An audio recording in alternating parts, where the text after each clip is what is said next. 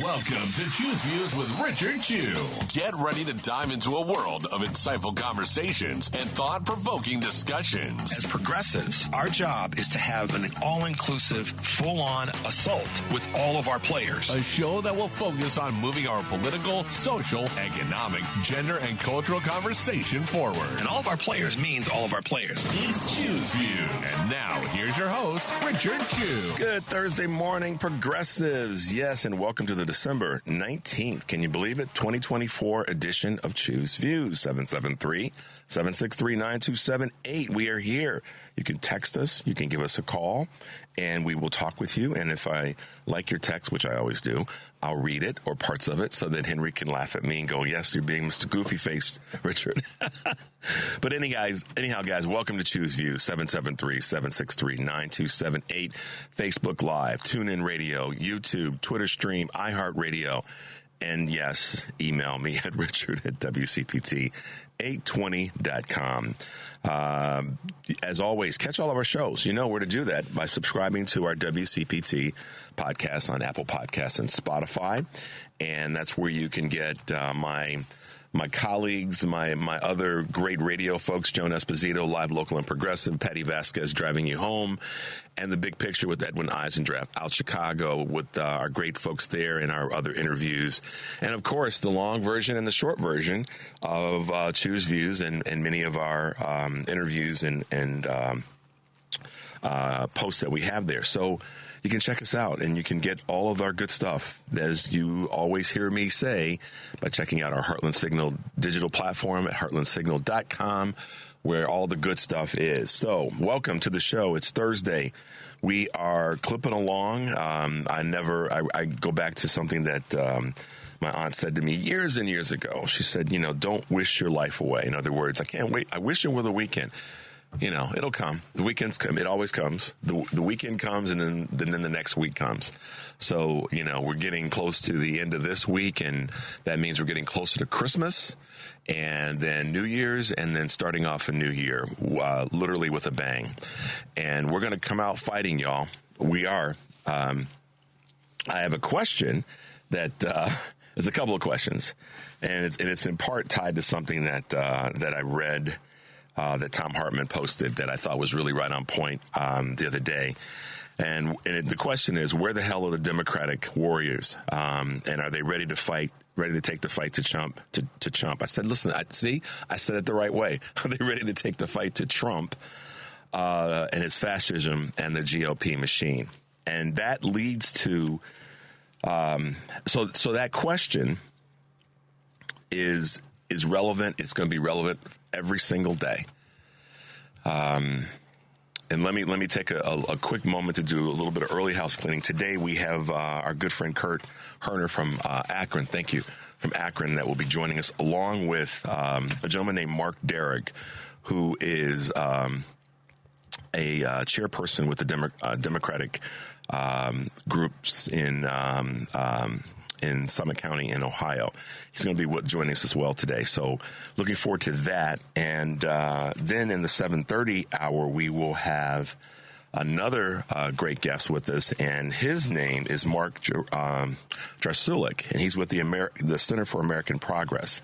So two people today that will bring us some great information on what's happening. And we've been really fortunate this week, going back to Monday with Roderick Dixon and Alfreda Burke, part of the Too Hot to Handle Jazz Gospel over at the Auditorium Theater.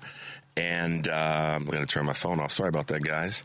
And then we had, on Tuesday, we had Christmas Carol, Jacob Harvey from the Studebaker Theater. And I geeked out on the fact that he's part of the Fine Arts Building, which you guys found out that I love and have for years. So that was great to have him with us. And then yesterday, our good friend Kurt Mullet kind of giving us his holiday send-off, since he won't be back with us until after we get into the new year. And Kate Lincoln, who was with us yesterday with the immigration attorney that we had with us out of Texas. And man, did she bring some great commentary and observations about what's happening, really what's happening, and what's happened with immigration. And I have to give her, once again, a big shout out for the way in which she answered some questions that weren't necessarily tough questions, but ones that require her expertise. So look her up, guys. I don't want to let that slip by this morning. Look her up and make sure that you have a chance to really kind of lean into what she's talked about. And of course, if you want to hear that interview and share it with people, the reason that when I talk about sharing, the power of that is sometimes you need a third voice. We all do. We need a person who speaks to a topic maybe a little bit better than you do individually.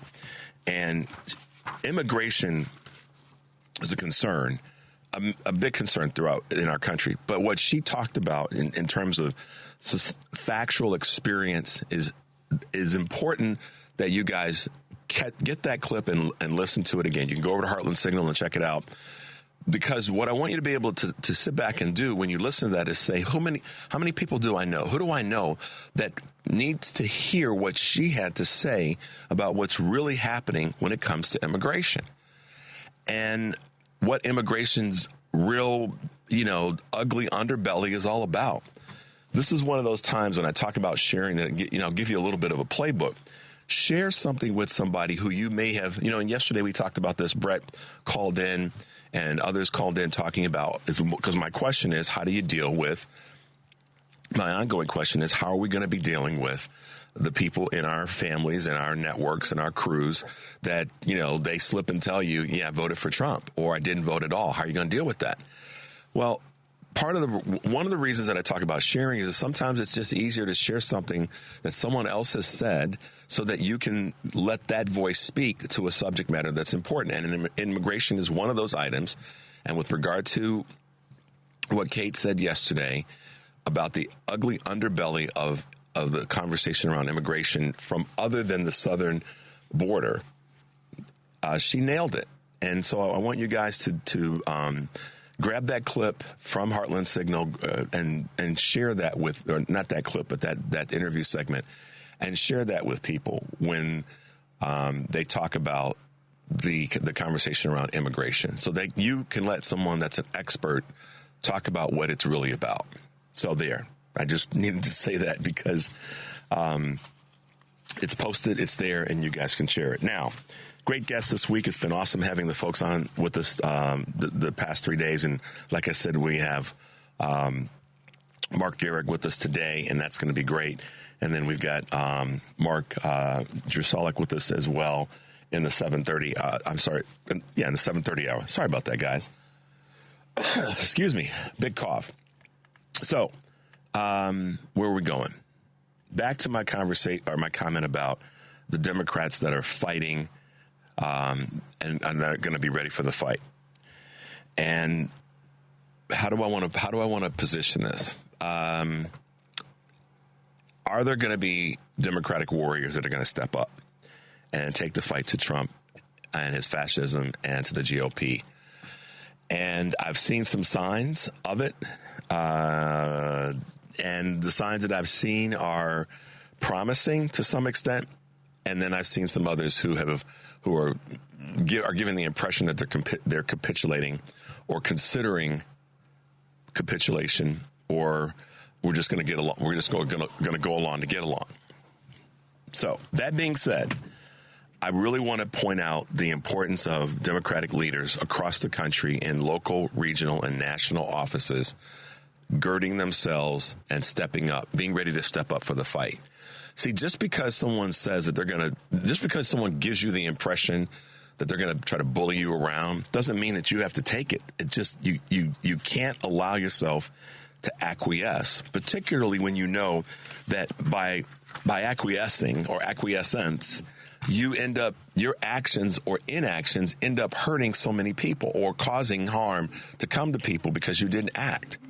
And so that's why I want everybody to take heed to what I'm about to say. I think that the Democratic leadership made a mistake in not having this young, brilliant fighter from New York be the head of the leader for the Democratic Party when it comes to the Oversight Committee. And I know you guys. I got two texts yesterday that asked me to talk about this, and we kind of ran out of time yesterday. But let me let you guys know, I'm aware of it. I didn't forget it or didn't look past it. It's just that we kind of ran out of time yesterday. And I want to package this into my overall conversation today, and that is about the Dems fighting and all of us fighting. I think that they missed an opportunity by not working hard to get ALC in that leadership role. The miss is on a couple of levels. First of all, no offense to the gentleman who is going to be in that role, but because that's who they selected.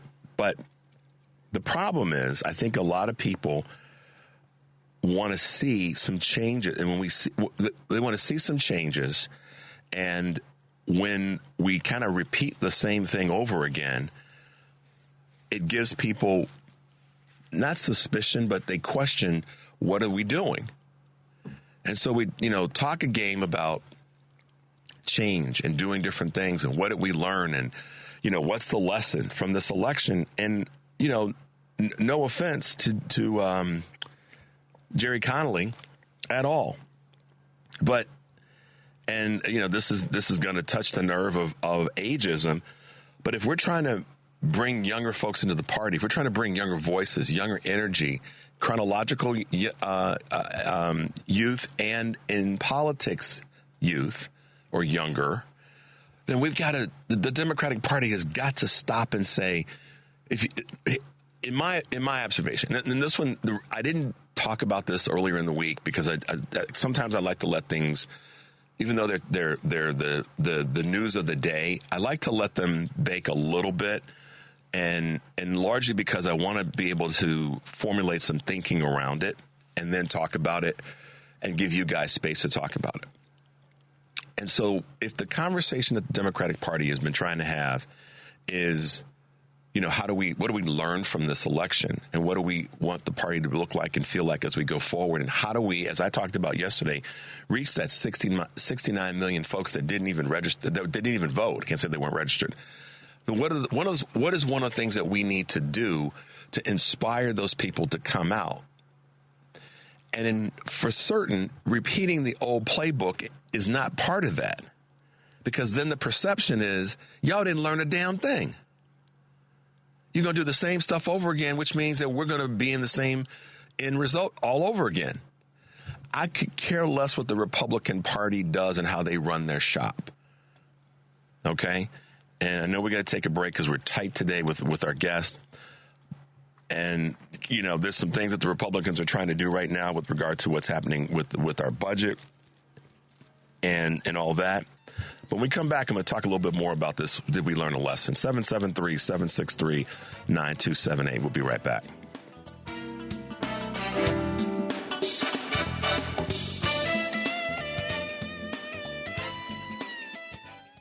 You're listening to Choose Views with Richard Chew on WCPT 820, Chicago's Progressive Talk. Hey guys, welcome back. 773-763-9278. Yes, this is Choose Views, and I'm giving you my view this morning. Catch us on Facebook Live, Twitter stream, TuneIn Radio, iHeartRadio. Go over to heartlandsignal.com and share. And you may want to share this show. Listen, I'm down with our Democratic Party. Because I act in the way of a progressive liberal Democrat. I want to move things forward. I want us to be strong, positive, shoulders back, tough, compassionate, all in the same breath. However, we can't keep repeating some of the things that we've done in the past. I don't know what to say other than got to change. And I don't see that the Democratic Party, well, let me not make a totally blanket statement. In this case with ALC and Connolly, this is one of those times where they should have been looking to the future, and that the leadership, and I'm not going to point any fingers, there's fingers that could be easily pointed, but the Democratic leadership should have been looking at the future and seeing her as part of the future. Both in her chronological years and in her political years. And, there could be opinions about this all over the board. I don't know where they'll be, where they'll land, but we just the party needs to start thinking about how we move forward. And if we move forward, if we're going to move forward, then these are the things that just have got to be revisited and visited in a way that says, the old guard in the Democratic Party has done great work. However, the new guard has got to be brought into the tent in a way that allows us to move our party forward. And so it's not rocket science, in my opinion. They've got what I was going to say earlier, being a good leader in this space means you do something like this. You say, okay, what can I do to help this entity or organization that I'm a part of become better?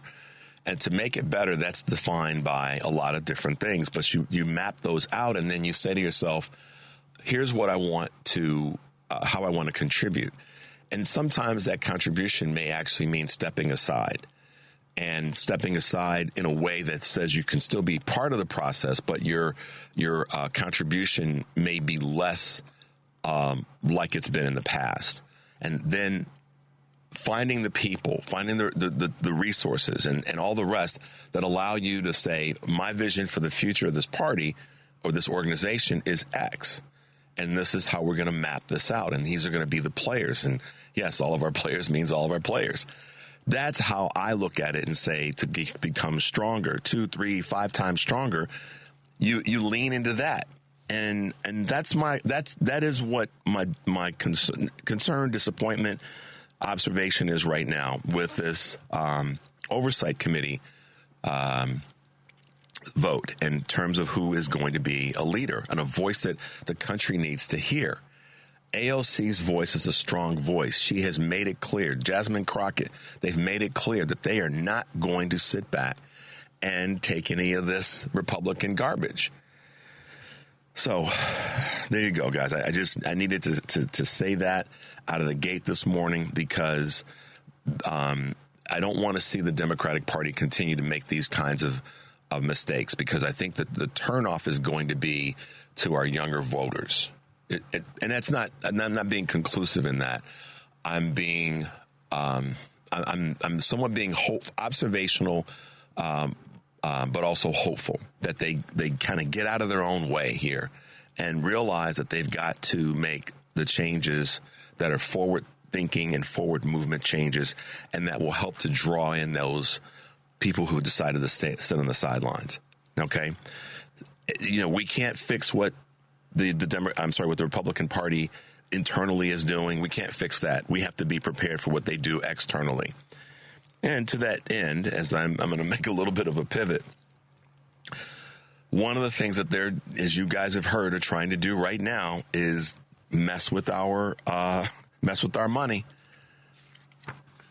And at the top of the messing with our money characters is Donald Trump. They want to shut down the government. You guys probably heard the Hakeem Jeffries clip on this. And if not, we'll get it for you tomorrow. But once again, this is where the Republican Party is going, and why they're going in that direction. It's because people decided that they wanted to vote for a dude who was going to be,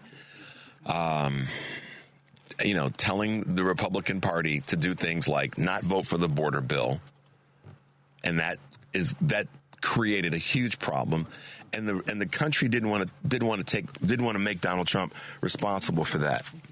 They gave him a pass. The country gave him a pass by reelecting him, if you will, and he's the guy that went to Mike Johnson and said, "Don't pass the border bill. Don't get on board with helping." And there's so many. So when someone says that Vice President Harris didn't talk about the southern border, that's not true, because every time it came up, and maybe people are saying she didn't talk about it the way I wanted it to be talked about. Okay, that's being a single issue voter and a single thought process on the issue. She talked about the fact that the Republicans squashed the bill because Donald Trump said squash the bill. How many lives have been impacted by that? Rather than voting for it, that would have impacted lives in a positive way. They voted against it, which then impacted people's lives in a negative way. Do you see what I'm saying? And here we are again at that gate again, where Donald Trump puts his thumb on the scale, not even in office yet, goes to the Republican Party, the Trump Party, the MAGA Party, and with the help of his boy, his boy Elon Musk, who's not a government official, has never been elected to an office in the United States of America, is an immigrant that's taken advantage of the government benefits that we provide, and now is leaning into close the government down until Donald Trump's inaugurated. Can you imagine the carnage that would cause to do that? First of all, they're not in power to do that. Now, the Republican Party, has the quote unquote purse strings of the House of Representatives right now, and they will in the new Congress. But Donald Trump is not president yet. Okay. Joe Biden is president and Kamala Harris is vice president. So this is what you voted for. This is what people voted for. They want to shut down the government. They want to let this guy who got government benefits, received government benefits to build his empire, and is now pulling up the ladder, not just pulling up the ladder, destroying all ladders, trying to tell us, and I'm going to say us versus them, or us versus him, to shut down the government until Donald Trump is inaugurated. To what end? To what end? This is where we as citizens have to ask these questions. And when I say ask the questions, people should be on the phone going, what the hell? You should be contacting not just your congressional leader if you're in a blue district, but those that are in red districts and asking them, have you lost your mind? To even be considering this during the holidays, to talk about shutting down the government until Donald Trump is inaugurated as president. The fact that they even have a person with that voice near them in and of itself is irresponsible. And for Mike Johnson to even be considering this as an option or a possibility on the word of Donald Trump, who once again has made a comment to the House of Representatives that they should do a certain thing or consider a certain thing, will be totally destructive to our country in a short period of time. So as optimistic as I am and will remain, I'm going to call out the BS. And in this case, this is one of those moments because we let this happen, guys, and we cannot allow this to continue to happen. We just can't do that. And so my push to everybody this morning, as optimistically as I can be, is this is one of those mornings when you need to reach out to your congressional leaders and those that are in red districts and tell them, hell no. Make the phone calls. And I don't have the list of all. You can do that by Googling. Get that information. You can go to the White House switchboard, or you can go to the congressional. I just lost my train of thought. You can just Google the name of a congressional leader on the House side and tell them hell no, because that's a bit of insanity, and we cannot allow for that to be where we are. We know that. And listen, guys, this is something I've kind of been saving, but may as well say it now. That's going to be the strategy going forward. It's going to be on us to make those phone calls to members of Congress when they start this craziness next month. This is where the fight starts. The fight doesn't just mean us being upset and yelling into the screen. The fight is picking up the phone and calling on a daily basis. And here's the thing you do. For those who may say, well, Richard, if you call their district, you call their office and you're not from their district, meaning the Republican representative, then call their local office. They all have local offices. Some of them have multiple local offices. Do the same thing for the Senate. Call Republican House members, call Republican Senate members, and tell them that what they're doing is garbage and we're not going to stand for it. That's part of the fight. Simple, easy, doesn't cost you anything. Carve out some time, a couple times a week, Monday and Friday. By the way, before you go home this weekend, Senator or Congressman, I want to let your office know Monday morning, hey, as you start your day off this week, I want to call and let you know we're not going to tolerate this garbage. So I asked the question, are the Democrats Are the Warriors ready for the fight? We have to be part of that team and the Warriors to be ready for that fight. So we're going to take a quick break. When we come back, we'll be with our good friend Kurt Herner from Ohio, and we'll be talking with Marc Jarsulic. You guys sit tight, 773-763-9278. We'll be right back.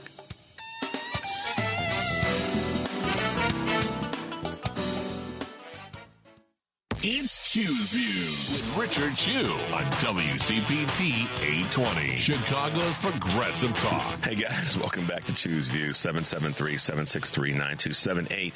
So I got a text, Henry, and I love it, that says, ooh, Richard, you got it backwards. Musk isn't Trump's boy. It's the other way around. President Musk and First Lady Trump. Excuse me, guys. I think that's from my man. I'm not sure. Looks like it might be from my man Brett, who's on the road. If that's you, Brett, please be careful out there. If that's not you, whoever sent it, kudos, because y'all don't play. I love it, man. They don't play. They bring the heat.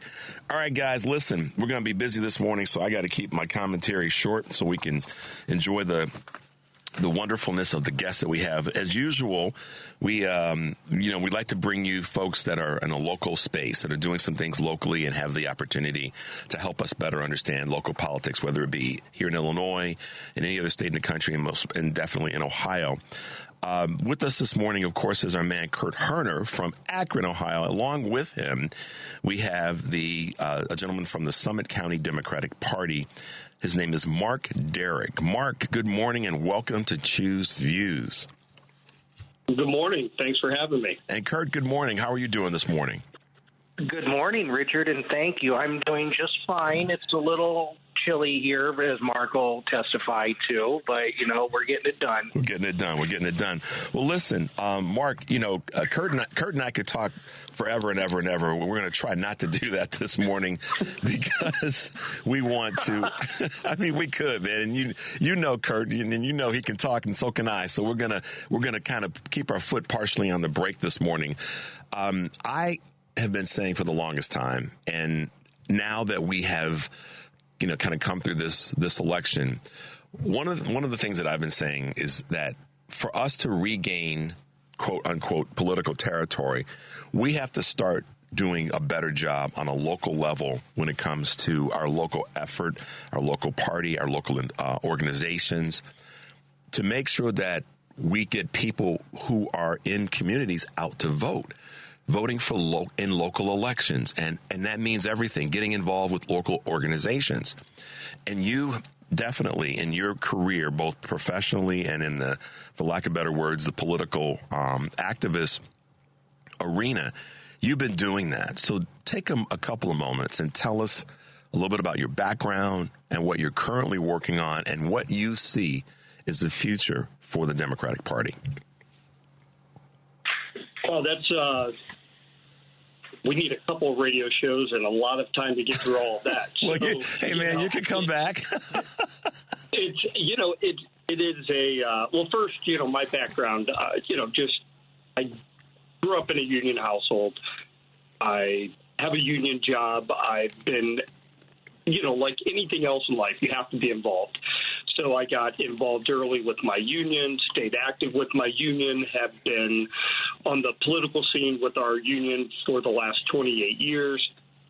So I think that is, what really got me probably the most interested in our local political scene was helping get local candidates, whether it's on the bench, whether it's in positions where they can have a say in what goes on where you work or work rules or anything like that. So, there's a lot of people that work in the public sector. You get to elect your bosses. I mean, it's a kind of unique thing when you think about it. So there's a lot that the labor movement has done through the years. And just in, my short career of shaping and molding our political landscape. So that's where I got my start. And back in 2006, I became a Central Committee member with the Summit County Democratic Party. And then I became the treasurer of the party, and now I get to sit here and tell you that I'm the chair of the Summit County Democratic Party. Well, listen, there's a gentleman who's kind of a regular on our show on Wednesdays. His name is Kurt Mullet, and he has a platform and social handles of Hoosier Blue 63. So neighboring brother of ours, between you, me, and Kurt and so many others, we understand the importance of local involvement. And he's getting involved with his local Democratic Party as well. So I know that we'll make sure that we make the connection between the two of you guys. I'm sure there's some offerings that he'll have for you, and you'll have some for him in terms of support. But tell our listeners why local involvement is so important, particularly where we are right now. Well, I think if you're going to tell somebody why it's so important to get involved at the local level, you just have to remind them that the person at your state house that's passing one of the most unbearable, unbelievable things that you've ever could imagine, and you're sitting there scratching your head trying to figure out, how did this idiot even get into politics? Just remember, they were probably on your ballot as a school board member or as a local candidate, maybe for a township trustee, and that's how it works. That's where this all starts. It all starts right in your own backyard, and that's probably the most overlooked spot. Everybody looks for our national stuff. Where do you think your member of Congress came from? They didn't just show up out of thin air. Very few people, if really any, ever started a career just running for Congress. They started at the local level. So that's really where you have to pay the most attention. This is the breeding and feeding grounds.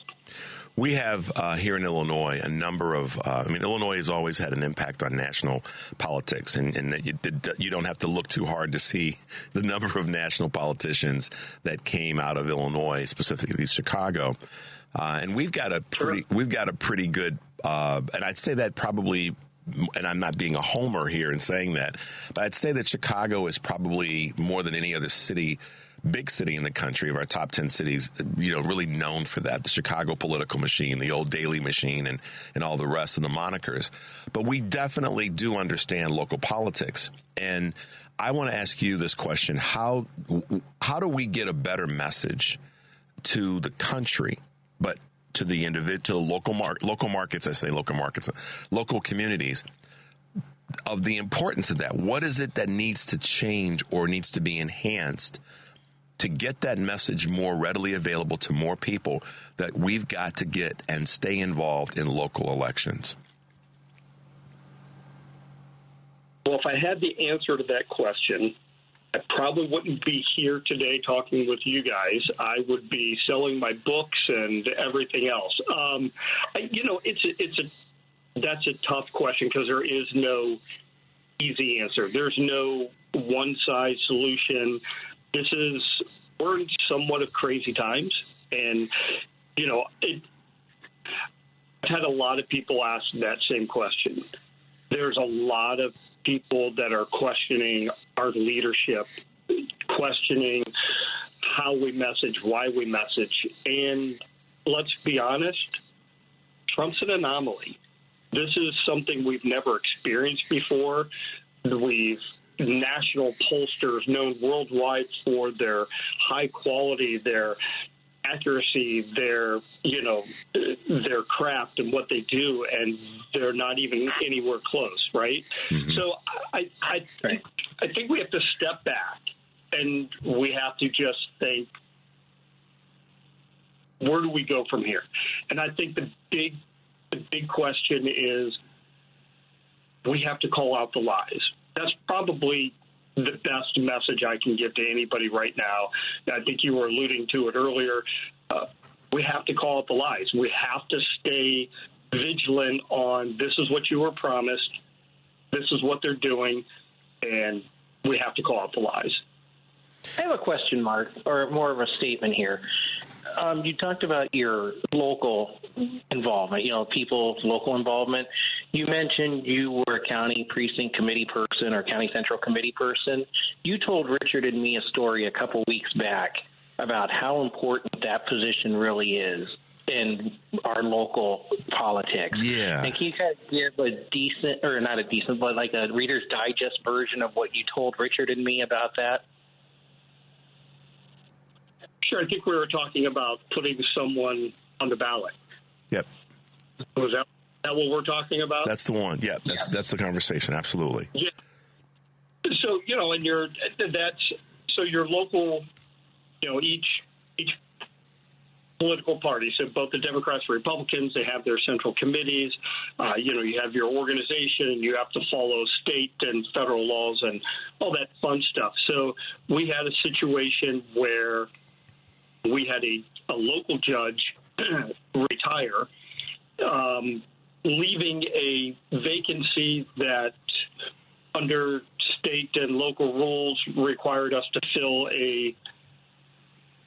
put someone onto the ballot for the voters to vote on with a very short period of time. And we had struggled to make our quorum, because you can't pass anything without a quorum, and we had our quorum by one vote and one person showing up.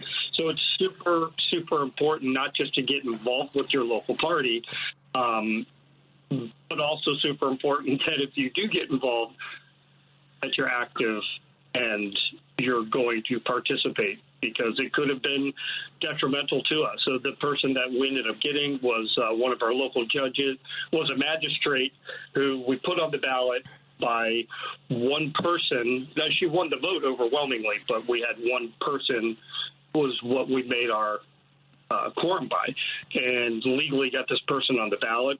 They ended up winning, and they had to run again this past year in this general election cycle, and won the full 6-year term after that. So it's just super important to be involved, stay involved, and help get these people there, because they're the people making the rules and laws for you. Kurt is a good example of someone that is involved in local, both in terms of things that are happening in the state of Ohio, his work with Kent State, his historical perspectives.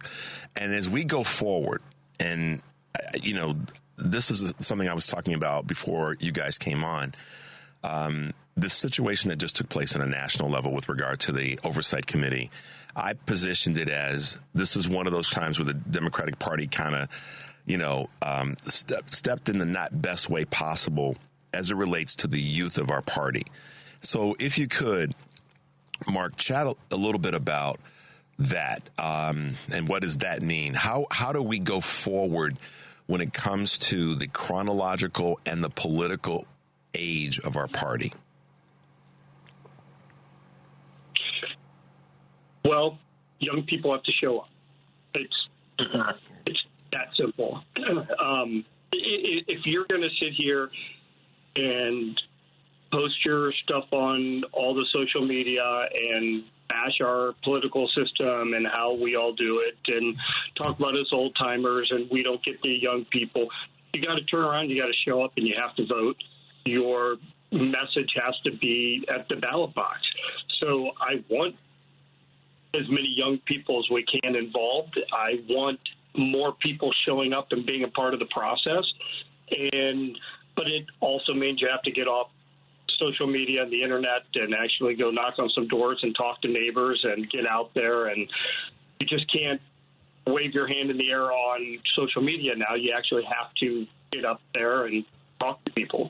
And that's it. And they got to show up and vote. I think we've seen this political cycle after political cycle that there isn't this wave of turnout from 18 to 22-year-olds making big differences in our election cycles. What about get out and vote? What about and as we kind of wrap up a little bit, because we will have you back because there's lots of local stuff to talk about. But Mark, what are your observations about what you just said in terms of voter involvement? We had, if my numbers are right, somewhere north of 60 million folks that didn't even vote in this last national election.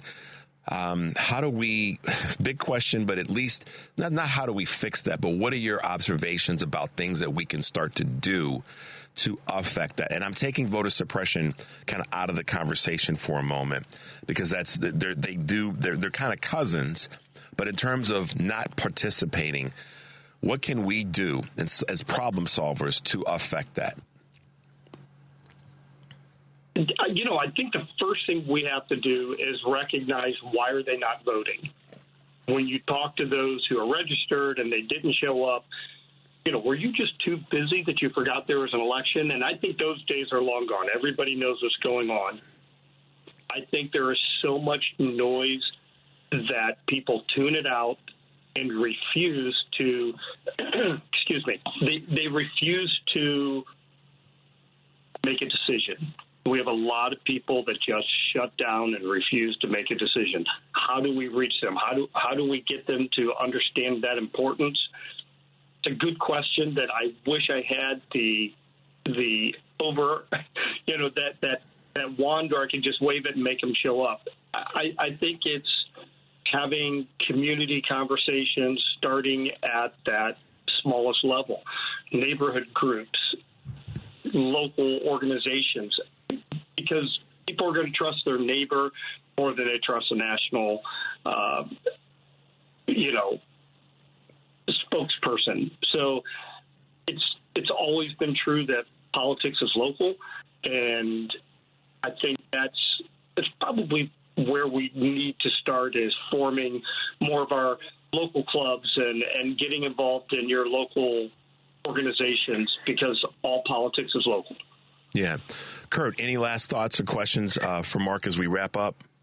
Well, I was just going to kind of add on to what he said about young people. There's a great quote, and it's from Hubert Humphrey, in fact, going back about 55 years or so. Hubert Humphrey was actually at Kent State University on May 3rd, 1968. And he said of the young people, if young people have enough energy and get up and go out and protest, they have enough get up and go and energy to go out and change things for the better. That's what needs to be done. People need to start, if you're going to protest, know what you're protesting, because I really think that was a problem with some of these people this past spring with the whole situation with the Middle East and Gaza. They didn't know what they were doing. They were just protesting for protesting's sake, but they didn't really know, and they didn't have the get up and go and the gumption to go out and actually change things for the better. So, Mark, what are your plans, though, for 2025 locally? Do you have some plans to maybe get people involved in starting to have the conversation with the neighbors in the area and in the community, so that we can at least get 2025 going and then build on to 2026? Yeah, absolutely. That's, as chair of the party, I get a lot of breaks and a lot of time off. It's a lot of fun. We are, the day after the election, we're already planning for 2025. We have over 179 races on the ballot this year in Summit County. We're the fourth largest county in the state. So we're going to be awfully busy, very local. This is, now we're dealing with all of our municipal races and school boards and so on. So this will be, right up what we're talking about here, to get local involvement, get your neighbor to run for a school board seat, those kind of things. So we're going to start working on building back with our clubs. Clubs are more community oriented. So if you live in the southern part of the county, we need to make sure that there was a club that was there 25, 30 years ago. We need to get that club active again, and we need to get the neighborhood involved in who's going to be representing them on city council, so that you're not protesting, you're out there having someone's back, because it was your neighbor. And put heat on the elected officials. Yeah. And put heat on the elected officials, too, in the process. Well, and also what it does, I think, and this is the sort of the great part of what you're doing, and Mark, in your position, is it does make people, or certainly encourage people, to be responsible and take control of the scenario in their community rather than putting it off on somebody else. It empower, and that's what's the word? That's catching. That's a good infectious thing, is when you see a local person, like you both of you guys have said, leaning into stuff and taking responsibility. They then kind of have the credibility to hold others responsible for getting things done, and that to me is where we get stronger and stronger. Mark, first of all, Kurt, thanks for helping us get Mark on, first and foremost, as always. You're welcome. And then, Mark, listen, man, you said it best when I asked a big question at the beginning, that there's a whole show for that. Sorry about this, guys. And you're right. And to that end, as we wrap up, we're going to have you back. We'll figure that out. And with Kurt's help, we'll make sure we get that in play when we get into 2025. And you're going to be, more elbows deep in some of the election items that are going on in local issues. But I appreciate you both being with us this morning. We got to get a break and we got to get out of here because we've got a tight morning today. But thanks to our good friend Kurt Herner in Akron, Ohio, and thanks to our new friend Marc Jarsulic, who is one of the leaders with the Summit County Democratic Party in Ohio. And is in my neighborhood, Richard. And is in your neighborhood. So you guys got to wave at each other when you drive down the street. So thank you both for being with us this morning. Mark, thanks. Stay safe and have a great holiday. And Kurt, I know we'll be talking real soon. You guys be well today. Yeah, thank you. And Richard, Merry Christmas. And Mark, you too. Merry Christmas. Thanks, guys. Be well today. Thank you. All right. Bye-bye. Bye now.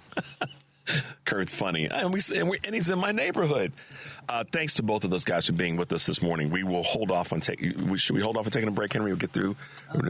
Yeah. Let's do that. All right, we're going to hold up because I have a clip that I wanted to have buzz in your ears.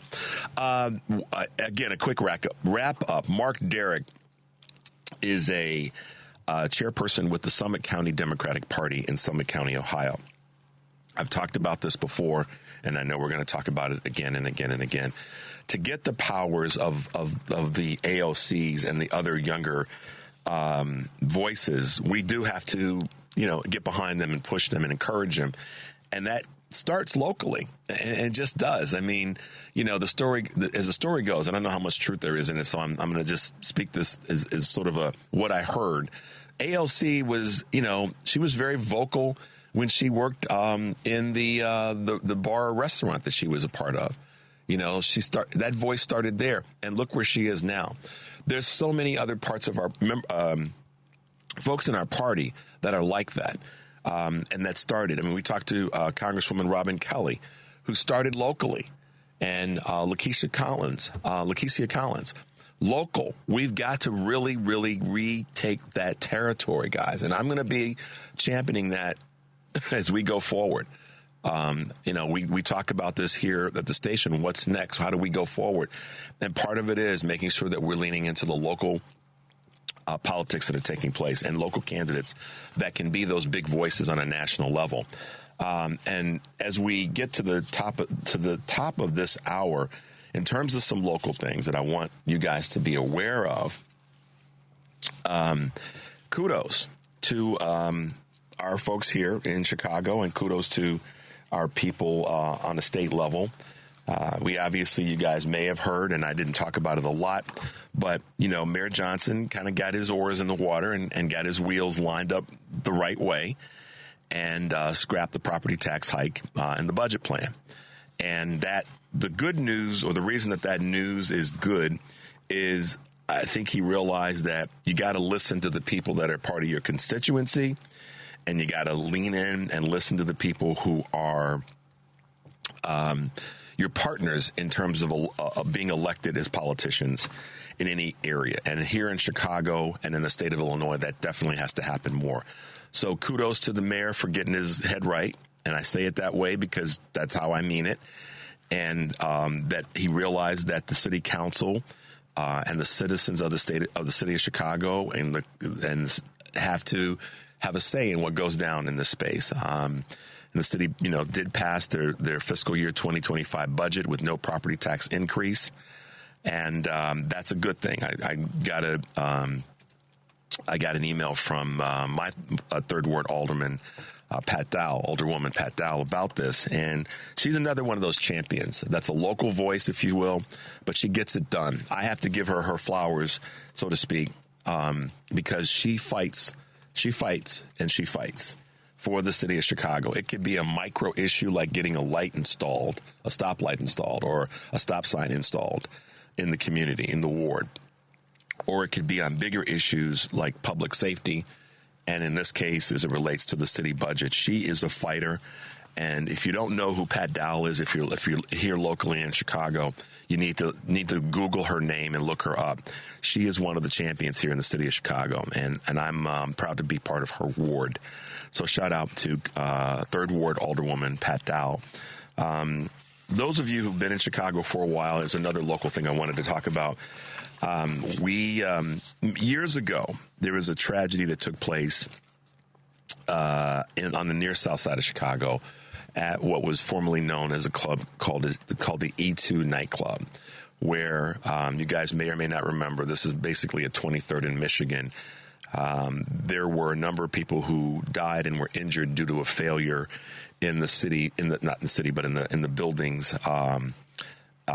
entry and exits, and a fire. It was a horrible night. And so, based on what I've received this week, there is an emergency demolition that's going to be taking place of that building because of some of the remaining issues with that building's safety. And so, again, kudos to 3rd Ward Alderwoman Pat Dowell for leading the charge to make sure that gets taken care of. Some cool things that are happening as we get to the top of the hour, and I'll get these in very fast.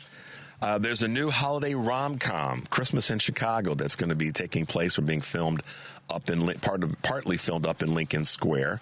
So kudos to our neighborhoods for bringing that to us. And Amtrak is to boost its Midwest rail service.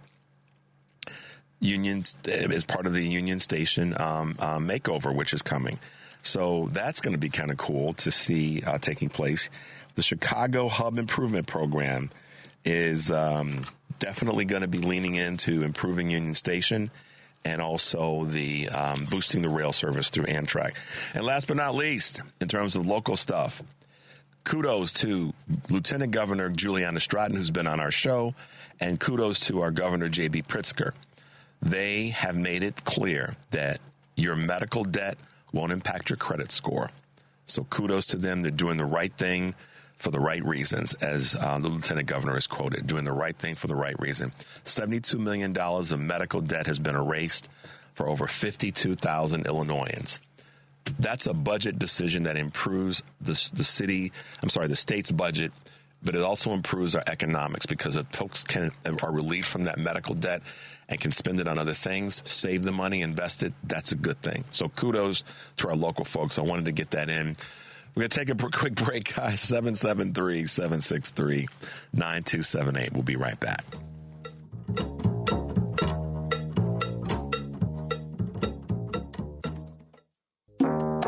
Welcome back to Choose Views with Richard Chu on WCPT 820 AM, where facts matter. Take it away, Richard. Hey, guys. Welcome back to Choose Views. Thanks for being with us, and thanks to my man Kurt Herner from Akron, Ohio, helping us and coordinating a good conversation with Mark Derrick.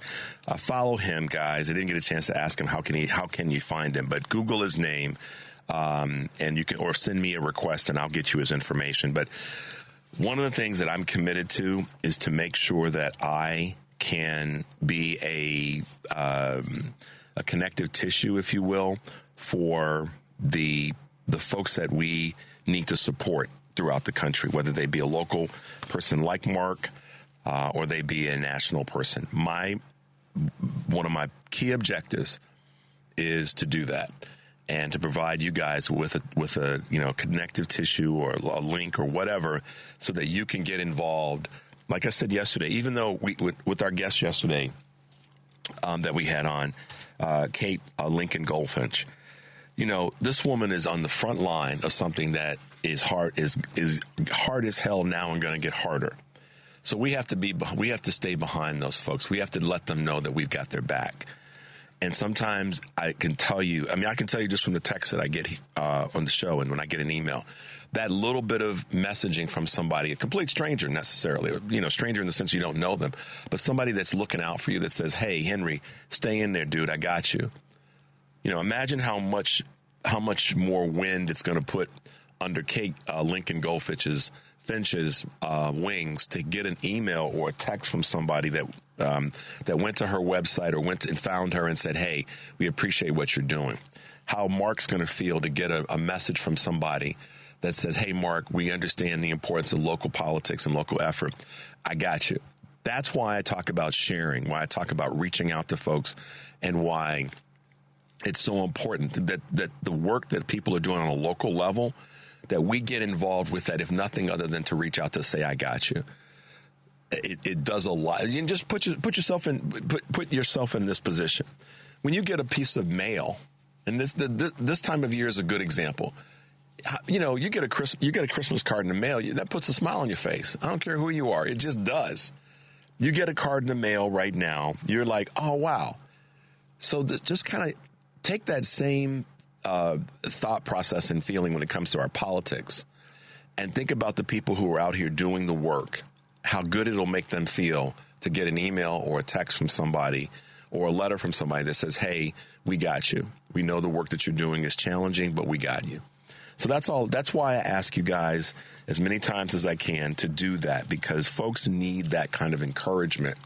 And I think that when we talk about local involvement in local politics and local organizations, they don't always have all the money to keep active and running. And sometimes they're reaching in their own pocket to keep those organizations moving forward. Every now and again, you can dig into your pocket and throw some money their way as well. Find out how you can help in that regard. Sometimes you can't go to an organization physically, but you can throw them some money. Find out how you can contribute. Maybe they need supplies. When the next time you're placing an order for something, order two, and then send that to the organization that might need your help.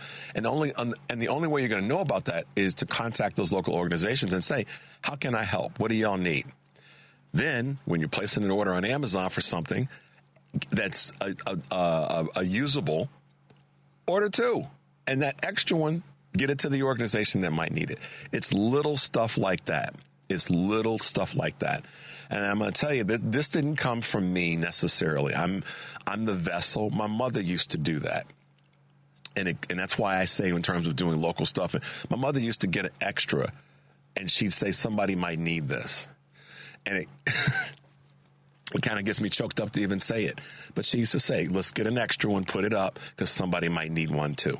So that's what we can do when it comes to helping folks that are out here doing the work. Find out what they need. Find out what Attorney Kate needs. Find out what Mark needs, and say, "Okay, cool. I'm gonna help out." So there you go, guys. You know me. You know how I roll. That's how I look at this stuff, and I take it seriously. So, all right, let's talk about some things in terms of some of our housekeeping items. Definitely, guys, as always, make your way over. I mean, we're loaded up at Heartland Signal X right now. We got a ton of great clips over there. I couldn't play them all this morning if I tried, but I'll just give you a quick list of why you want to make your way over to Heartland Signal and then share these things.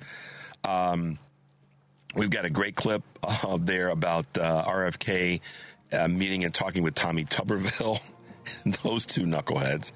Another one with Dick Durbin, you guys may have seen, where he's talking with NCAA President Charlie Baker about the number of athletes and the number of transgender athletes. That one really, 510,000 athletes in the NC that are attending schools that are NC2A schools. And he asked Charlie Baker how many of them are transgender. The answer, I'm not even going to tell you. This is why the transgender issue is a false flag in terms of they're coming for your kids. Garbage. You guys need to go listen to this clip if you haven't seen it or heard it already. I'm not going to tell you the number. You see that then you do the math in your own head. It's a great clip. I'll probably get emotional saying this. Sherrod Brown, who lost to this, dude, and Bernie Moreno, another capitalist, got emotional as he wrapped up his farewell speech to his family, and including his wife, Connie Schultz. So send Sherrod some. He was a good servant to the state of Ohio and the country. But we've got a bunch of other clips there. Make your way over to heartlandsignal.com to check out the stuff that we're doing there. And, of course, later today, Joan Esposito will be taking your calls and talking to Eric Zorn, writer-publisher of the Picayune Sentinel, Mark Halperin, Democratic analyst and political commentator on the Mincing Rascals podcast, and Carolyn Fiddler, creator of The Week in State House Action on Substack. Live, local, and progressive, weekdays 2 to 5 Central Time, WCPT and Heartland Signal. Joan Esposito. Tonight, 5 to 7, Patty Vasquez will be joined in studio by guest host Dan Schaefer. Driving it home with Patty Vasquez, weekdays 5 to 7 here on WCPT. That's Central Time. And, of course, as a reminder, Choose Views has 2 new podcasts, Choose Views full episodes and Choose Views featured interviews.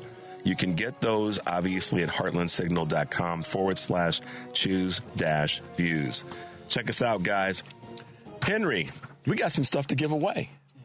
I heard it's chicken, or at least some gift cards. So here we go, guys. Fry the Coop is a destination for hot chicken in Chicagoland, giving a Southern original taste here with a Midwest touch, whether you want heat or no heat. Featuring chicken sandwiches, tenders, chicken and waffles, and now nuggets, all delivering happiness in each and every crunchy bite. Proudly not using seed oils, frying all of their menu items in 100% beef tallow. Stop by the Coop today. Yes, you can, at one of the many locations from Oak Lawn, Chicago, Elmhurst, Darien, Prospect Heights, Tinley Park, and Bolingbrook. You can have no heat, mild, medium, hot, or crazy insanity. Burn the roof of your mouth. And celebrate the holidays. To celebrate the holidays, Fry the Coop gave WCPT some $25 gift cards for a little gift to you guys as listeners to our show. So it's a contest. And the number today is 4. Fourth caller gets the gift card for the day. Contests running on WCPT 820 are open to listeners 18 or older and residents of the greater Chicagoland, Northwest Indiana area. 1 entry per person, 1 winner per household, void where prohibited by law. Listeners may only win or qualify to win once every 30 days. Complete rules are available on our website at WCPT820.com by clicking the contest tab. There you go. It's a mouthful, but that's what we do here, guys. 773-763-9278. We're going to take a quick break. We'll be right back.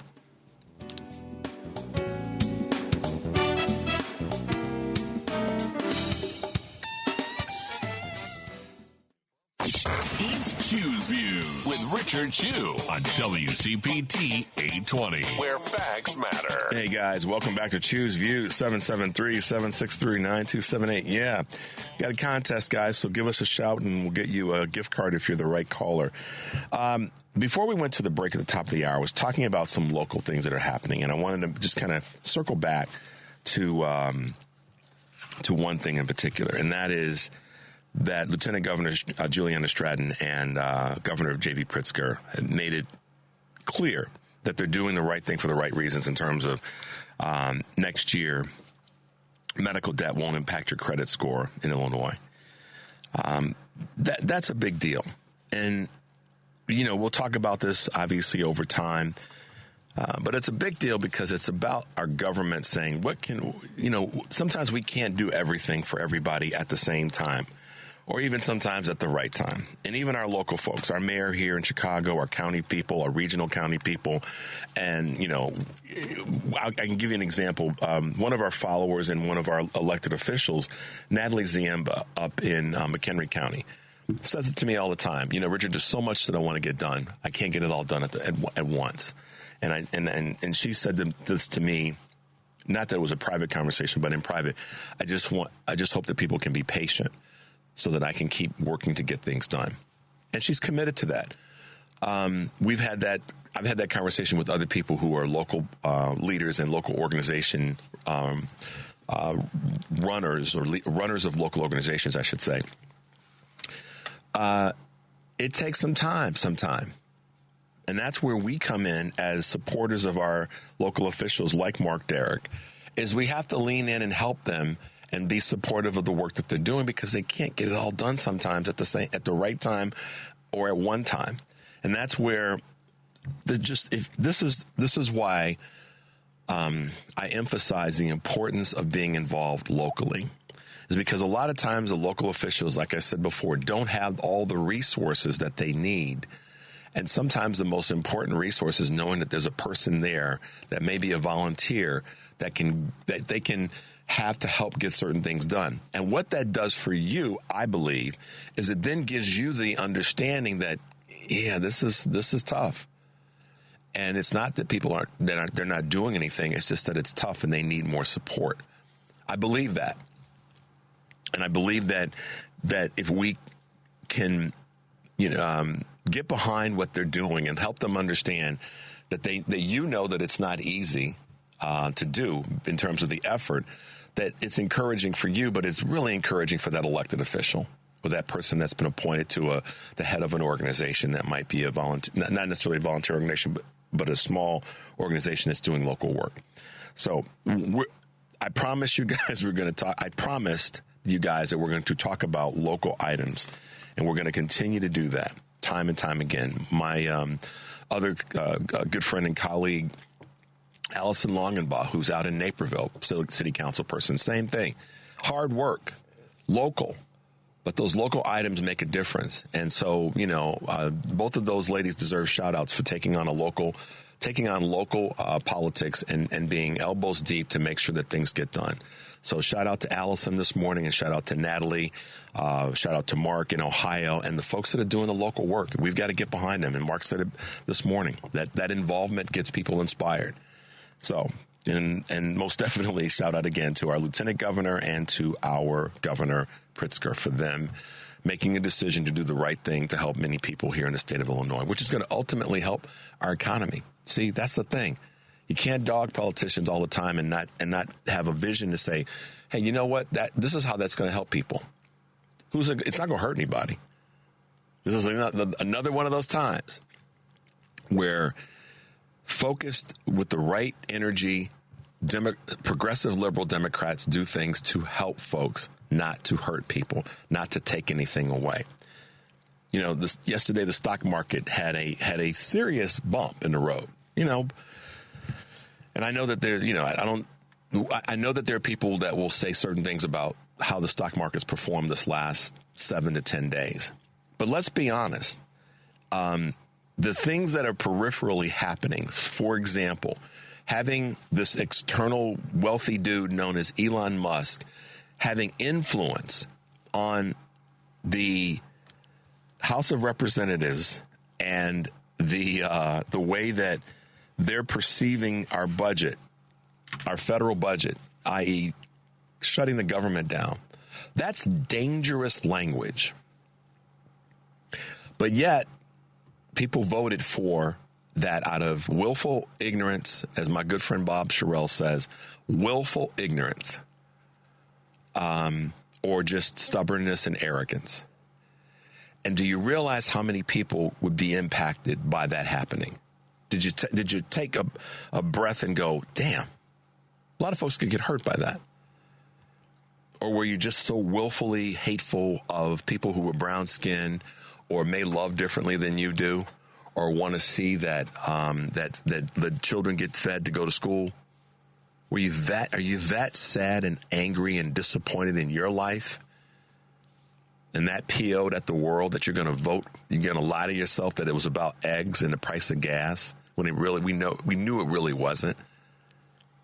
But you'd rather see this turmoil that's taking place now than you would like to see people fix things and move things forward like our great governor and lieutenant governor have done here in Illinois.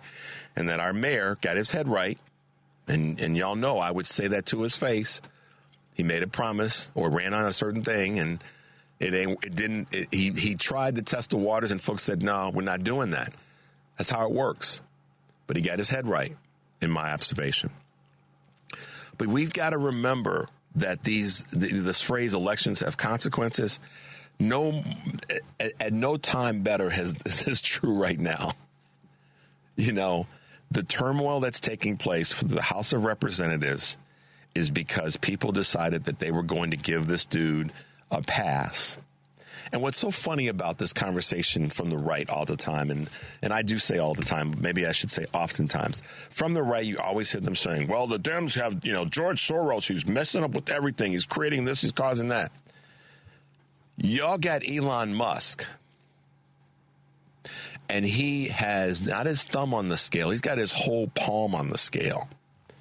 And what I'm curious to see is how many folks on the right, particularly those who call themselves sort of the Christian conservative right, are going to be honest with themselves when people are starting to feel pain from what the House of Representatives, very probably the Senate, Republicans, and this administration starts to do. Let's see how many Christian conservatives are going to step up and go, that's not what Jesus would do. Would Jesus take away things from people? Not the Jesus that y'all want to present to me as the one that you've followed. Last time I checked, a church doors are open. A mosque doors, a synagogue's doors are open. A temple's doors are open to welcome people in, not to say, no, y'all can't come in here. And so are you going to be what you say you're about, Republicans on the Christian part of the Christian right? Are you going to keep lying to yourself? Because that's the real test. There's two tests. And one of them is, as I said at the beginning of the show, are Democrats ready for the fight? Are Democrats going to put up their dukes and say, no, we're not going to allow for that to happen? And are they going to make sure that they're ready to fight 24/7? That's one of the challenges. The other challenge, let me be clear. Everybody says it's a Democratic challenge. It's not it's not solely a Democratic challenge. It's a challenge for the folks on the right to see, because so many of them base their belief system right now, and that's been stated, on their Christian right beliefs. And whether it be abortion, whether it be LGBTQ community, whether it be on and on, the economy, the list goes on and on. Our international policy, so many of them try to justify it and hide underneath the curtain or the blanket of Christianity. Well, when they start taking stuff from people, let's see how much that lines up with what you said you believe in when it comes to Jesus. And if, in fact, to the people who were running around saying that Donald's the anointed one, if that is what you say you believe, then the last time I checked, that means that you're redirecting Scripture. Because if the anointed one does actually exist, and if the anointed one is this person, then why would that anointed one not do what's in the Scripture, which is to, rather than taking away from, but to provide for the community? We'll see. So the challenge from the right, and I'll start from an elected official standpoint. I'll start with Mike Johnson, the so-called Speaker of the House. I'll start with Mike Johnson. If you are so called this Christian warrior, then I want to see how real you are in terms of really understanding the Scripture. Because there's folks that I know that I grew up with that know the Scripture better than he presents to us. And what's really in there. And I'm talking all faiths. So Democrats, your challenge is how hard are you going to fight? And Republicans, your challenge is how honest are you going to be about what you say you believe in when it comes to your faith? That's going to be the real test. When we come back from this break, we're going to be talking with one of those smart people that has decided to land their plane with us this morning. We'll be talking with one of the members of the Center for American Progress, Marc Jarsulic, will be with us this morning. Looking forward to talking with him. 773-763-9278. We will be right back.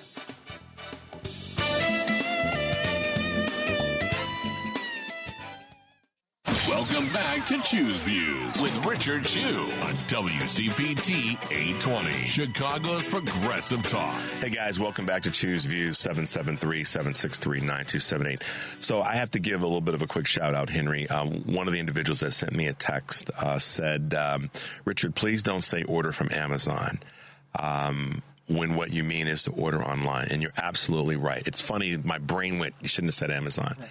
So clean up on aisle 7. When you're ordering online or any way that you're ordering, make sure that you are thinking about organizations and folks in the community that may need a little assistance and help. And that's something you don't have to do just during the holiday season. That's a 12-month thing.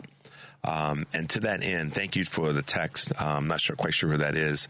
But the ending sentence in the part of the text says, we have power through our wallet. And that is spot on. So thank you for that. I'm quick to clean up on aisle 7 because I don't want to slip or I don't want to come around the corner again and slip and fall. So thank you for that, guys. I appreciate you keeping me in the middle of the fairway. All right. So this is the thing that always makes me smile, and I try to humble myself to the fact that I've said this before. I know a lot, but I don't know everything. We've got people who are experts, whether it be in antitrust law, whether it be in our economic regulations, whether it be in our immigration space. And this morning, we have a gentleman that's going to be with us that we're going to talk about an issue that was very specific when it comes to pricing and price impacts. And from the Center for American Progress, we have with us this morning Marc Jarsulic. Good morning, Marc, and welcome to Choose Views. Good morning, Richard. Delighted to talk to you. Thank you. Can you hear us okay on your end? Yes, you're coming through loud and clear. All right, perfect. Well, listen, Marc, yesterday, I'll just say this real quickly so you know. Yesterday we had Kate Lincoln Goldfinch on. I don't know if you know her or not. She's an immigration attorney down in Texas. And Kate was talking about immigration and areas of her expertise. And that's why I'm so excited and that we have you on this morning to talk about the impact of pricing and what your organization has been leaning into for a long, long time. Let's remind everybody. But also in the sense that you have kind of your thumb in the middle of this pie when it comes to grocery prices and the impact that they've had and will continue to have on our economy. Talk to us, I know broad question, a little bit about what you're specifically leaning into with this Albertsons Kroger decision and grocery prices. Well, Richard, as you probably know, Kroger and Albertsons are two of the largest supermarket chains in the country. Between them, they have about 5,000 stores, and they propose to merge. That is to become one company. Yep. And the effects of that caught the attention of the Federal Trade Commission under Lena Khan. And the reason it caught their attention is that because these companies are big and often dominant players in local geographic markets, a merger would have effect on the prices that people paid for groceries. And so the FTC brought a suit to block that merger. And they had good reason to do so, I think. Well, let me ask you this question, and I know we've talked about this merger during the course of the year, but help me remember what was said by, was it the Kroger, one of the Kroger C-suite people, I can't remember his name now, that during COVID, or in the height of COVID, and since, the decline of the impact of COVID, he did admit, in part, am I correct? You know where I'm going with this, that their prices had been set high and that they hadn't really retreated yet from that space. Do you know what I'm talking about? I do. One of the ways that people follow the behavior of corporations like Albertsons and Kroger's and others is to look at the margin. That is the percentage amount they mark up their costs when they're determining retail prices. And the FTC actually did an interesting report before this suit when they were looking at grocery prices in general.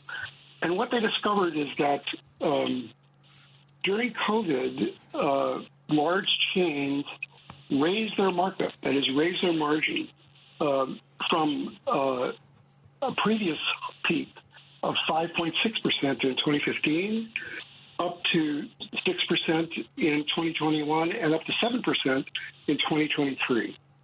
So you raise the markup, just by a few percentage points. That amounts to real money, both for the corporation and for the people who are buying their groceries in their stores. So, okay, this is a little bit of a political question. I know that you have to be, in many ways, neutral or bipartisan. Why didn't America know about this as a real conversation when people say, but Richard and Mark, the price of eggs is too doggone high? I mean, why didn't we know about this, that it actually took place? This wasn't made up in a lab. It wasn't something that the Democratic Party or the Republican Party created. This was a real thing that happened. Where did the ball get dropped there, Mark? Well, it's very difficult when you're looking at any industry, like the grocery chains are part of a food distribution industry, unless you know the details of how that industry is organized and what it does. And finding specific data is not easy. The FTC wrote its report in part because it had access to information that it requested from industry participants. And while they wrote the report didn't get an enormous amount of play. But I think we need to be careful here because I don't think we want to try to explain the very large increase in grocery prices during the COVID pandemic exclusively by increases in margin. Got it. There was behavior on the part of corporations, but there were so many disruptions in supply and transportation in labor markets that actually contributed to the very large run-up in grocery prices. And it was easy, in a sense, for the behavior of corporations to get lost in that environment. Mm-hmm. That is, what they were doing was a part of a much larger increase in price. It certainly advantaged them. It certainly disadvantaged their customers. But it was kind of an opportune moment in which to raise their margin. Got it. It's a complicated issue, and there were other pieces that made it even more complicated. And sometimes, I know you know this, and you're a professional in this space, and you've got a great career in this space. It can get complicated, and people don't like complicated stuff. I mean, is that a fair statement? Everyday folks don't like complicated stuff. Oh, absolutely true. It's hard to break through with complicated explanations for phenomena that people observe and are, in some ways exercised about. Yeah. Go ahead. I'm sorry. No, I was just going to say, and the complexity of these kinds of issues is illustrated by the kinds of information that the FTC or the DOJ has to gather, analyze, and present clearly to a court before they bring a case related to a merger. That is, they have to go through a process where they do economic analysis, where they subpoena the documents that are internal documents that are written by corporate executives and employees to find out how the markets in which they operate are actually working, who their real competitors are, and what their strategies are. And so, when the judge in this merger case, the district court judge in Oregon, wrote her decision upholding the FTC's request that the merger be temporarily restrained, her opinion was relating these facts and relating it to the law was like over 70 pages. Right? Very few people are going to have the time and patience to go through a 70-page legal opinion to find out just why the FTC thought that this merger would have an impact. Yeah, and that's the temperament, the patience, the ability to focus. All those things are part of any of us being able to not only gather but then review information that's important to us as a society. So I hear what you're saying. So how do you think, or do you think, two questions, that this decision in blocking this merger will impact other big mergers of some of our very critical industries as we go forward, particularly with this new administration coming through? Yeah, well, that really is the big question, because I think there's been discussion in the financial press, the business press, for some time that it's more difficult to get a merger and acquisition through given the stance taken by the FTC and the DOJ under the current leadership. And now that the new administration is coming in and they've already announced that they've got new leaders chosen for both those agencies, the discussion has changed dramatically. Now the press is saying, oh, it looks like it's going to be a great season for mergers and acquisitions. It looks like it's going to be much easier to buy and consolidate in various industries because the federal watchdogs are going to take a more relaxed attitude. By virtue of the people who are in leadership of those agencies, and this is, this is where I think, and you can add something to this, or you can correct me for what I'm about to say. This is where my concern is that Americans will tune out because of what you said and what I said in the previous question about complex issues and complex information. People sometimes just don't have the temperament or the time to go through it. And so my concern is that people will tune out when these kinds of things come to the forefront as it relates to what will ultimately impact when they go to the store to buy groceries or when they go to the gas pump to get gas, and the list goes on and on. I mean, what are your thoughts in that space? Well, I think you're exactly correct. When you change leadership and the leadership decides that it's not going to be as vigorous in enforcing law, in this case competition law, you don't hear about what they don't do, right? That is, mergers and acquisitions can go forward, and that's just the ordinary course of events. No objections are raised, and no one notices. We've heard so much about Lena Khan and the leadership at DOJ because they've been very vigorous in enforcing competition law. And in the process, they've saved people money. But when new leadership decides that they're just going to stand aside and let consolidation take place, no one is going to know that. Yeah. So, Marc, you've been in this space for a long time, and I always like to know how someone got to where they are and what's their history, what was their on-ramp. And, as a senior fellow and chief economist for the Center for American Progress, what took you down that path? How did you end up being where you are at this point in life? Well, I will keep this very short. I was an academic. I was teaching economics at the University of Notre Dame and actually living in Chicago. No, you didn't. Happily. Did you live in Chicago? Yeah. Oh, I lived man. in Chicago for about 10 years. Right on. And I miss the city tremendously. Well, come on back, man. Come on back. We have you in studio. Seriously, I'm not joking. You've been here. You got to come back, man. Get on a flight and get here, and I'll pick you up, and we'll chop it up. But I'm sorry, you kind of geeked me there for a moment. Notre Dame. Yeah, Notre Dame. For some reason, I had the idea that it would be fun to go to law school, and I did. And after going to law school, I practiced both antitrust and securities law, both in the government and in private practice. And then went to, I worked for a while on the Hill at the banking committee, and now work at Cap. That was a very good edited version. Yeah. Well, okay, so I'll be a little bit, I don't know, loving my home. What is it? What do you miss about Chicago when you were here? What do you miss now that you're not here? I think Chicago has a great mix of the things that you want in a big city. That is a variety of activities, people, events, and kind of landscapes. But it's also a city where ordinary people can do reasonably well.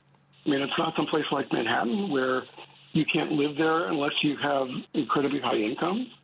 It's not like the District of Columbia, where it's a kind of company town. Everybody directly or indirectly works for the government or someone who has a relationship for the government. But it's a city of variety and opportunity, and I really, really miss it. Yeah. And believe it or not, I also miss the Midwestern weather. Well, Mark, one of the things that you bring to the table is your experience and your ability to take complex conversations and break them down for people to be more plugged into that. And that's kind of one of your superpowers. And you, this morning, when you said earlier that, just Ms. Khan's, I guess, ruling or reading on this subject of the merger, you made it clear that these things are complicated. These things do have a lot of text to them, but they're important to read. And this takes me back to a question. Have we lost our way when it comes to civics as a country? And lost our way is a big statement. Where are we? Maybe a better question. Are we when it comes to civics and understanding how things work? Well, I mean, I wish we collectively knew more and were focused more on the facts. Instead of looking around for someone to blame or some hidden action, that explains what we're observing, I think if we paid more attention to the facts on the ground, we'd be better off. And, you can relate this to the competition story in various ways. And you can talk about it in fairly reasonable detail. For example, this merger in Chicago of Kroger and Albertsons was going to mean something to the people in Chicago because these are big chains that compete with each other. They compete with each other under banners in Chicago. So Albertsons is the company that owns Jewel Osco. Yep. And Kroger owns Mariano's. Yep. And if you read the decision by the judge, they quote company documents where they say that Kroger is Albertsons' main price competitor, and that Albertsons is Kroger's main price competitor. And there are documents that say we at Mariano's send our employees to the Kroger stores, that is to the Jewel Osco stores, to check their prices on a regular basis, right? Yep. And vice versa. So, if you allow that competition to go away, the likely outcome is the prices go up, and that affects people. So, if you can get people to focus on those kinds of facts, to recognize that these kinds of abstract policies related to competition and market structure affect their pocketbooks at every day, on an everyday level, and they're, the structure of competition is taken into account by the business people who set the prices that they pay. I think you get a different view on the importance of someone like Lena Khan. Yeah, that's a good way to summarize that. Listen, I was serious when I said, you got to make it back to Chicago. We'd love to have you in studio if that ever were to work out. But in the meantime, I definitely want Mark to be able to have you back on, because your message and your commitment to this conversation is something that's going to be, it's been important prior, but it's going to be really important these next 2 to 4 years. And I'm hoping that that you'll be willing to be back with us to kind of give us an update of some of the things that you're seeing, not just with individual legislation like this Albertsons Kroger decision, but with others that are important to our economic policy. So thank you so much. And let me ask you this one last question. Is there a way for people to get involved, regular, everyday folks, to get involved with the Center for American Progress? Is there a way for folks to kind of say, hey, I want to raise my hand. What can I do? How can I be part of the organization or do, work with the organization? Is there a component there for that? Well, I would suggest that people take a look at our website. We spend a great deal of energy and time writing and reaching out to people about things that we think are important. And that's it. And if people have questions or comments about things, there are ways to engage with staff in that way. And I would encourage people to look at the Center for American Progress website. Absolutely. Marc Jarsulic, Senior Fellow and Chief Economist at the Center for American Progress. We appreciate you being with us this morning, and we look forward to having you back again in the future. Marc, thanks for taking the time today. Great. Wonderful to talk to you, Richard. You too. Have a great holiday season and stay safe, okay? Yep, you too. All right, bye now. All right, guys. Take a deep breath after that one. Marc Jarsulic, check out the Center for American Progress. Guys, when I talk about getting involved, why not? If you're trying to figure this stuff out, you want to be more dangerous, you'll be able to punch back on real understanding about economic policy. That's a spot to go. And I could care less for someone who says, yeah, but Rich, they take the liberal. Yeah, right, they do. They take the liberal viewpoint. You're doggone right, they do. And they're smart as hell. Because we're about to have some dumb A's that are going to be in this administration. So we need this kind of, work and talk from people like Marc Jarsulic and others at the Center for American Progress. Because they're smart, they're not stupid, they're not knuckleheads. So there, I said it. All right, so Henry, do we need to pivot to who our caller? All right, let's go to Joe. Joe, I guess you're the hot chicken fry the coop winner this morning. Is that correct? Uh-oh, did we lose Joe?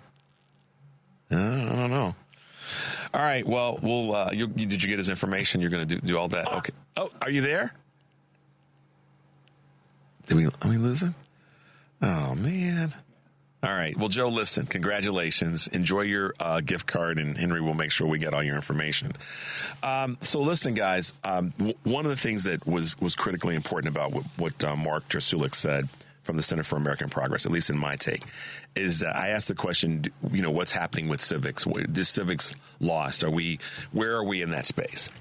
And the truth of the matter is, we do have a deficit when it comes to people being involved and being aware.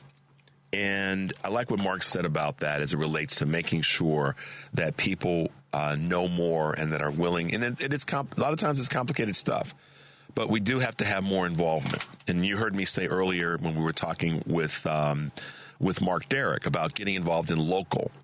And I've said that for a long, long time. And Marc Jarsulic from the Center for American Progress really kind of leaned into that as well in terms of people being more involved. And I think that if we want to see change, not if, I know people want to see change. And I know that we want to, put our thumb in the proverbial dike in the wall. This is one of the ways in which you can do it. This is a resource for folks to be able to have a little bit better understanding of the things that are important to our economic scales. There's a clip that I wanted to play for you guys the other day. We didn't get to it, but as when I knew that we were going to have Marc on today, I thought the clip on tariffs. Do you now? Okay, is that one still good to go? Let's play that one for him, Henry. I just watched a easily 75-year-old man learn what a tariff was in real time as he stood in line at the health food store. When the manager of the store, who apparently is his friend, said, "Oh, God, I'm just starting January. All of our produce is going to go up 25%. Well, a majority of it." And the old man goes, "What are you talking about?"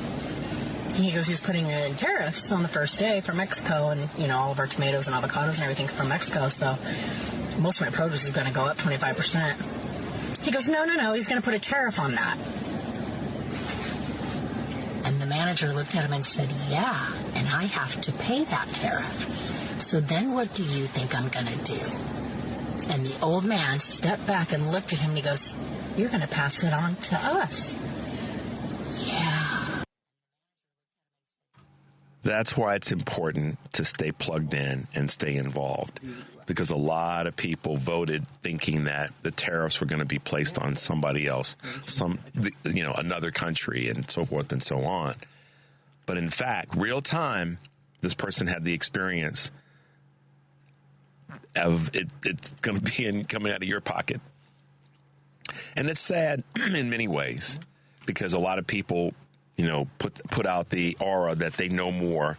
Listen to me, young boy, young girl. We know more than you do. We're smarter than you. And the irony behind this is the many folks on the right like to criticize and trash talk the quote unquote liberal elites and the smart people and, this, that, and the other. And that's something that's been going on for years. If you were smart, if you were focused on and getting an education, learning more, moving your life forward, there's always going to be that person who was going to tease you about it because they may not have been of that same mindset or structure. But here we are today where we've got grown folks leaning into their ignorance, their willful ignorance, or leaning into their arrogance and stubbornness that trash talk the quote-unquote corporate elite, the folks like the Marks of the world and the Kates of the world. But at the same time, they make decisions that are dumb decisions because they didn't listen to the people who actually know something. And as a result, their willful ignorance and stubbornness and arrogance gets them into hot water. And will they be willing to grab a hold to the life raft to get pulled out of this craziness? Or are they going to continue to sort of circle the drain going, I know more than you do? Time will tell.